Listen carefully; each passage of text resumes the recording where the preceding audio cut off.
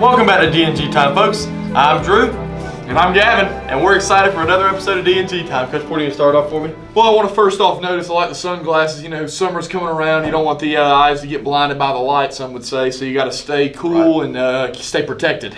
First question for you, Drew. If you were going to, instead of, say, follow your dream or the route of going to South Florida, the Bulls, to play college football, say you were going to become an urban poet, a rapper, some would say, what would your rapper name be? Well, you know, I'm originally from the streets of Chicago, so small town streets of Chicago. Grew up singing, rapping. I had no other choice. I finally made my way back to this small town of Heard County. And so I don't really think it's a question. I think that my rapper name would have to be Big D, a huge D-type guy. I mean, that's what my rapper name would have to be. Do you think, what would your rapper name be? You know what I mean? I don't know, I'm putting you on the spot here. Maybe Lil Porty. Ooh. Lil Porty. Or, yeah, something like that. I can get on board with Lil the Porter Potty. I don't know if that would sell a lot of records, but yeah, it's another option we'll think about. All right, I'll go on to my next question. Coach Porter, I'm going to go deeper into your car crash that happened a few weeks ago that people seem a little distraught about, and they've come to us asking questions about it. So, Coach Porter, I know it was a pretty extravagant story about your car crash. Can you go into deeper detail about it for me? Yes. I'm still not 100% sure where the story began. I'm not sure who was there to witness it or not witness it. I've heard several accounts that there was some bears involved. I heard something also about I was in my truck going to Mount Everest, right? Which that was way out there. I'm not sure. I know I also heard something about a Rougarou, which is it's a Cajun version of Bigfoot. Okay, it's magic, mystic powers. I heard that he looked like Jacob Mims, though. I heard that as well. So the stories really ran. It's one of those things, man. That's what's the problem with the rumors is. It started off as like just a random text or call from this person or that person. Next thing you know, there's people across the county talking about me dying. I'm not dead. I'm still here. Well, Coach Porter, you're a big name in the Heard County area, so it's no surprise that the people were a little worried. Like, I thought I was going to lose Gavin for D&G time. You know, there's no G when it goes with the D. I'll say, what a turn of events that would be if it wasn't the D we lost, but it was actually the G. The G. I mean, you are the OG of D&G time. You're the OD. The OD. Drew, next question for you. Speaking of D&G time, how did the idea of D&G time get started and kind of where its roots? Well, it's actually a pretty funny story. You know, remember we were doing an interview about Coach Bianco taking over, or I think it was him taking over as AD, or was it? I think it was. I think it was AD. Yeah, and so we started talking about that, and you wanted to ask me a few questions as well in the interview. And the next thing you know, bam, bam, I came home, Mom said, you know what? D&G time would be a pretty fun thing for y'all to do. People went nuts about the interview, about you asking me the questions. Next thing you know, months later, a year later, we're here doing D&G time. It thrives every week. The people love it. And so I think that is a pretty funny story. Just a simple interview turned into just one little thing. A nationwide phenomenon. Snowballed into a phenomenon. It did. So, Coach Porter, my next question. There are a ton of animals in the world. Ton of animals. Yep. So I got to ask you, what is your favorite animal and why? Favorite animal and why? I think you know what mine would be. I'm guessing a bull. Big Bulls guy for sure. I know you love the bulls.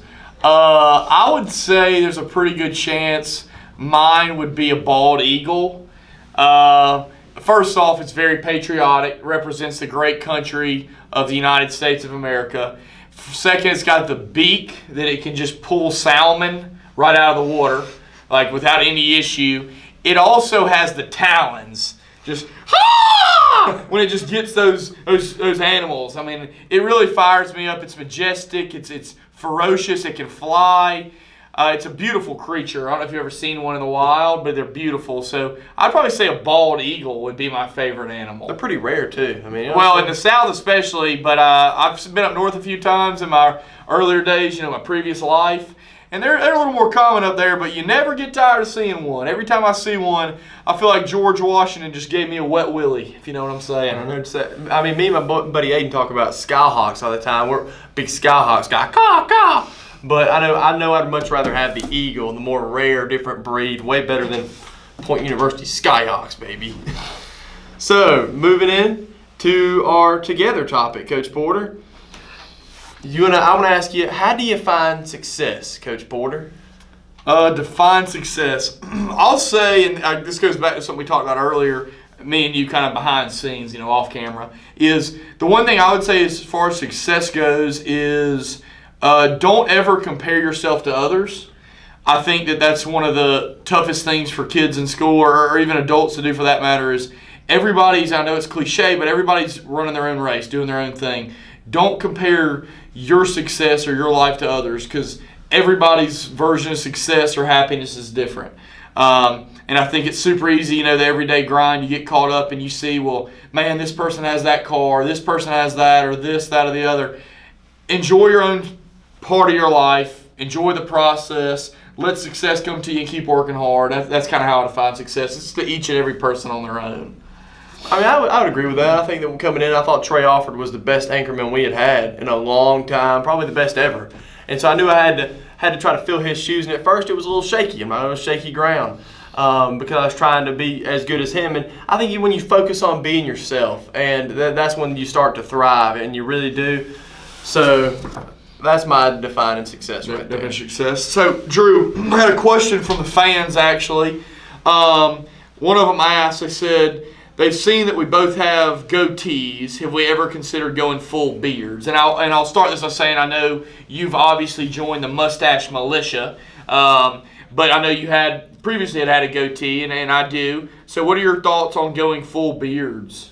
What's your thoughts on that? I mean, I've actually thought about growing full beard, but it's a little patchy in some parts, so I can't grow a full beard. And as I can tell looking at you, I don't think that it's terrible. Miss McKay's even giving me word that the beard is not there for you. It's really bad. It's like I'm a succulent lamb. But I know you rock the mustache, and if you dyed that mustache black, I mean, you just rock straight mustache. I'm thinking about baseball playoffs coming up. I've actually had some thoughts about going mustache for the playoffs. So there is talk that DNG time could see two mustaches instead of goatee. That'd be a lot of mustache on one show, if you know what I'm saying. A lot of mustache. I think it fits you well. So moving to the next question, Coach Porter. I've heard some rumors going around, and I'm not quite happy about this one. This really makes me sick. Okay. People at the middle school, the kids at the middle school, they love the word sheesh. And me, as you can tell, me and Gavin love it too. We say it a lot. It's a natural phenomenon here at the high school. But the teachers at the middle school are getting a little fed up with the word sheesh. And it's, to my knowledge, it's getting around that they're starting to give some punishment. There's some backlash for it. For the kids saying sheesh. Guys, if kids love it and it helps them learn a little bit more, why are we taking it out? Like, let the kids have some freedom, let them have some fun. Like, once you get into high school, it's a whole new ballpark, and I think the teachers down there just have to realize that. I think they're still in rookie ball. It's okay. The minor leagues. That's why it's the minor leagues. Coach Porter, do you have any comments, though? Like, what do you think about the punishment being said about the word sheesh? Well, I'll say this, and this is coming again. I'm new up here to the big leagues. I haven't been here. You've been here for 4 years. This is my first year here.